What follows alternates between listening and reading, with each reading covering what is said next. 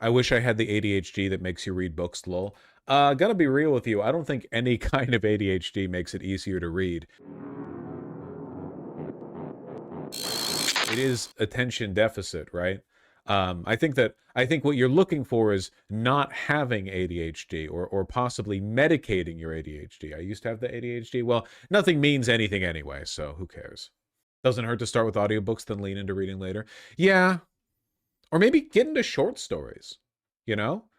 King in Yellow, right? Collection of short stories. Short stories are great. If you don't want to have your attention held for a solid like 800 pages or whatever, you can, there's some really good writing out there that's just like 30 pages.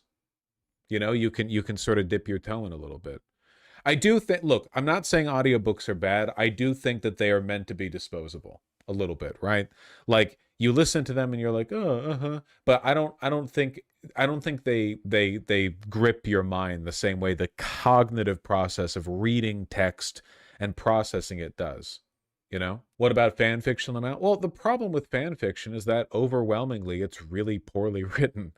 Fan fiction is almost always fan servicey, right? Like you are a fan of the media, so you want to see all the characters do different things or be in different situations or whatever, but you're not really being challenged usually when that happens, right? I mean, you're kind of fulfilling a pre-existing interest.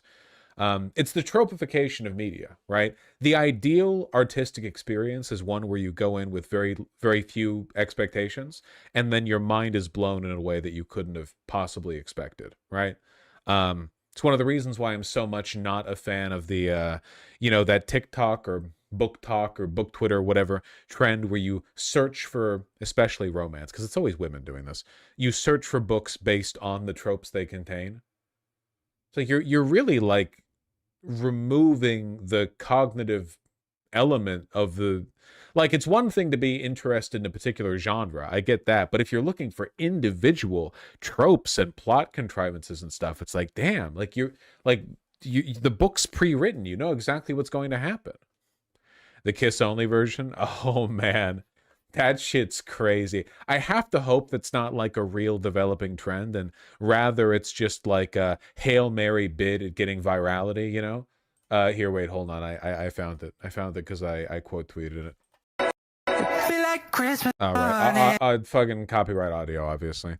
When you find an author who wants to be inclusive to all readers, she publishes 2 versions of her books. One spicy and one kisses only. Yeah, stuff like this. Goes by doctor in the name here. Super, super creepy. But I have to assume this is like a bit or a gimmick or something, the kind of books Carol writes in Pluribus. I was just thinking that. Why women need to stop saying spicy challenge. It is like, if you refer to sexual content in media as spicy, you are doing the Gen Z version of when millennials said sexy times, except the difference was millennials were getting mad pussy while saying that. That corny brand of millennialism corresponded directly to like interacting with women in a sexually fruitful manner, Spicy? Jesus Christ. Isn't calling food spicy, like, aren't you supposed to call food spicy when you like? Isn't it good to be able to handle spicy food? I don't get it. Oh yeah, no, scene girls loved his sexy times, 100%. Absolutely. Steamy is embarrassing too. It's all embarrassing. I will say spicy can apply to sex. It's not about whether or not it applies as a euphemism. It's whether or not you personally feel a gut-wrenching embarrassment when you pick up a book at a bookstore and you look at the top and it says spicy version. Does that not like grip you? Does this not horrify you? This banal self-censorship, this insane like Gen Z coded anti-intellectualism. And it is anti-intellectual, by the way, to pre-censor media in accordance with like your existing interests or comfort level, Could every author publish a version of their book where they remove all the stuff I don't like? It's crazy. You forget people have to censor themselves in TikTok for other algorithmic reasons. For one, this is a published book. So No, it was literally printed on the book cover. And for two, no, they don't.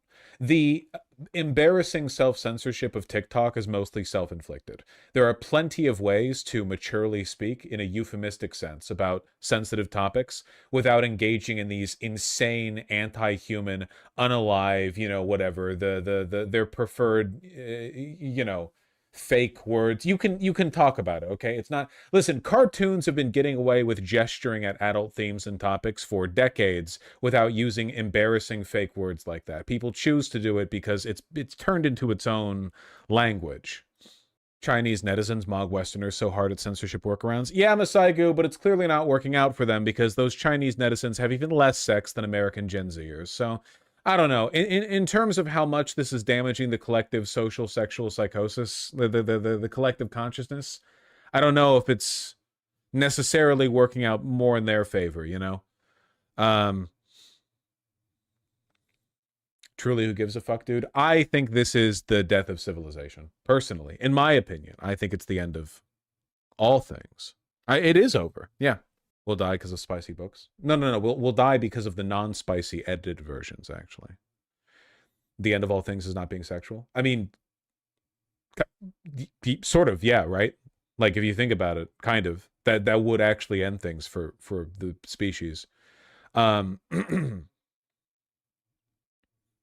It's the official language of Kyrgyzstan. It's the official language of capitalism, right? I mean, it's kind of the end goal to relegate all artistic production to tropified, mass consumption media where people like pre-select for all the things they know they're already going to like, and no one ever gets challenged by anything new.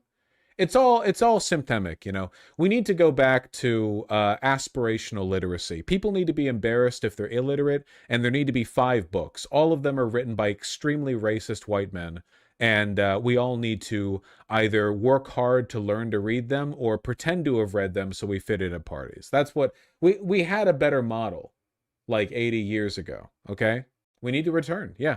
Vaush, you don't read? And you should all be able to make fun of me for it. But you can't because you also don't read. See? That's exactly my point. In a better society, you would have plenty of ammunition to use against me. But unfortunately, the way things are right now, the only difference between you and me is that I get paid by strangers to talk about how I don't read. You don't get paid anything by anybody to quietly admit to yourself that you haven't read anything since you graduated high school. I read Frankenstein in October. That's pretty cool. I want to read Frankenstein. That's on the list. Read House of Leaves. I know you have it. You don't know me. You don't know me. The term Neurospicy is genuinely more embarrassing than the most cringe millennial sayings all combined. You guys, that one ad on Twitter, I had to block it because I kept seeing it over and over again. Presumably targeted at me, your Neurospicy brain will cry when it finds the routine that works for it, or something like that. Has anyone seen that?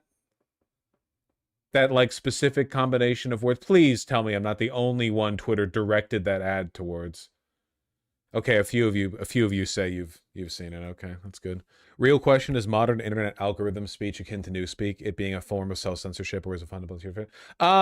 No, I think that listen. Okay, newspeak is a fake language in a book. I think that it was describing a tendency, and I think that there are similarities to the tendencies that we see today. I don't think it's literally newspeak. Newspeak has to be imposed by like the state. That being said, we are getting stupider, for sure. It's unfortunate for sure. You can see like videos from the 1980s or 1970s of people who are very clearly poor and not educated, and they're still so much more erudite than many even educated people today. It's really unfortunate. I'm telling you, it's spiritual decline. It is literally just down to the fact that nobody considers these things aspirational today. No one believes in the institutions. Nobody thinks there's value in being literate or educated or anything like that. So why put the effort in, right? Very bad, very bad. Effort is woke. Well, that's true, yeah.